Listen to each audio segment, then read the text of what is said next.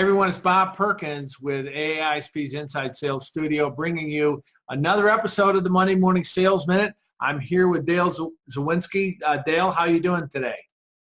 Excellent, Bob. I appreciate you having me on. It's great to have you. Dale is actually an application sales manager with Oracle, but his area of focus is customer experience. In fact, we were all at the Leadership Summit just recently in Chicago, and there was quite a bit of talk around customer experience and customer success. So Dale would like to share a couple ideas, a couple of tips to our viewers around how you can improve or leverage your customer experience to maybe help your sales and help grow revenue. So Dale, share with us today. Yeah, thanks a lot, Bob. The Leadership Summit that you guys put on is a great event, and a lot of people have a lot of great things that were said at the event. So one of the big things that I see, so I've been in startup companies, Fortune 500 companies, and a bit in between, and what I've realized is it's all about the customer experience. Whether you have the best product in the world or the worst product in the world or a subset product, even if you don't have the best product, if you can deliver that experience, you can deliver all the way through the process. Because the way I see it is when you sell something or market something, that's only a promise to deliver the value of your product or service. So the next step is actually delivering that value or service, and then you get into support and customer success. So there's a lot of interactions that happen from the point you market to the point you sell to the point you deliver to the point you service, and then it goes round again. So there's many interactions in that, and you could have 100 great interactions, and then you have one bad interaction. Look at United, for example.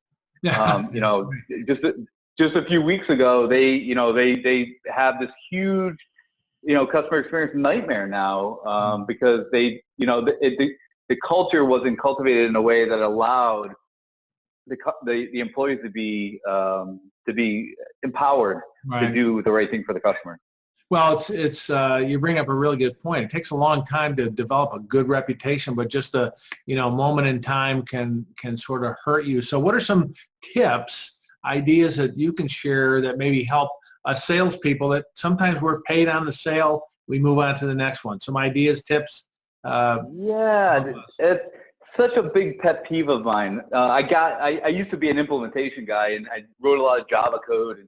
And in '99, I had a implementation, and the customer just didn't like the salesperson because it was all about the commission, and they're on to the next thing. And I said, when I go into sales, it's not going to be that way. I'm going to build a relationship for the long term. And so if I had one piece of advice for salespeople, it'd be build a relationship, build that interaction, because there's a couple things. I think of it from the SaaS, the software as a service perspective, and I've been in startup companies. That relationship can grow in many different directions, especially, if we talk about a lot of the inside sales people that are growing up and they're having conversations with these people, you're building that network. That network will then help you no matter where you go. You're not going to be in your job forever today. So I would just say keep that relationship. And make sure that you're not just handing things off just because it's not your job anymore. I'm going to hand it off to implementation. Make sure that you're involved. So what I'm hearing you say is salespeople are really good at grooming and developing that relationship pre-sale before they get an order. So maybe it's 5-6 calls, some emails, right? Sending them some valuable content. Do the same thing even after you've closed that sale to continue to build that relationship? Absolutely. I'll give you an example. So one of the things I've been doing at Oracle is I have some greenfield opportunities, and then I have some customers. So when I work with my inside team to do a campaign, for example, I will put a campaign together. We did a back-to-school campaign, and we did something for our prospects, but then I put together like an upgraded package for my customers because once again, they're your lifeblood. They're going to help you. You're going to have renewals. This whole world of SaaS is a new world. And that recurring revenue, if churn will kill any SaaS company.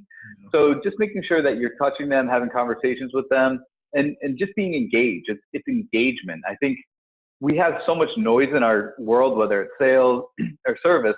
That noise is stifling out the engagement, and I think that's what's missing.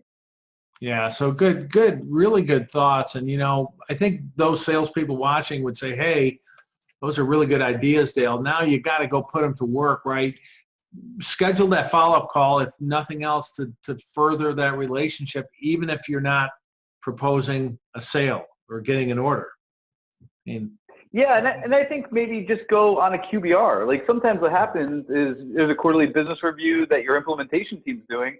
Show up, bring lunch, have a conversation. Maybe there's another sale happening or someone else they can introduce you to, or their neighbor knows someone that you're selling. You just never know. It's, and not only just the calls and the emails, but what about, all the social interactions that are happening pre-sale? Yeah. Some of that stuff can happen post-sale. Some of that, you find an article, you read an article, you can pass it to your customer, or they're trying to hire somebody and you have a good candidate for them.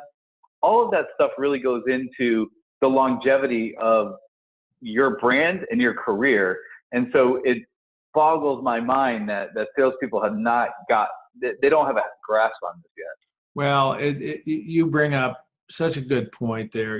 Invest in that relationship, invest in giving back to the customer, whether it's in part of the sales cycle or outside of a current sales cycle. Continue to give, continue to invest, develop that relationship, right? Make that experience good through forever, really. So, Dale, it's been great having you, and hopefully we'll talk again, have you back on the show again. And if anyone wants to talk to you further about customer experience, what's the best way for them to contact you? Yeah, so I have my Twitter handle is Zwizinski. Find me on LinkedIn. I also have my own blog that I write on customer experience called thesaleschangeagent.com. Great. I write all this content. I have a couple of interesting tips, and I guess I'll leave your audience with one last piece of information. Customer experience is a journey. There's no destination to it. Don't put a flag in the ground. You're not going to say I've fixed it or I've done it. It'll continue to change, and so that journey will be a very interesting one in the next 5 years. Great way to look at it. Thanks so much for joining us. This is Bob Perkins signing off from AISP's Inside Sales Studio. Have a great weekend, everyone. Good selling. Bye-bye.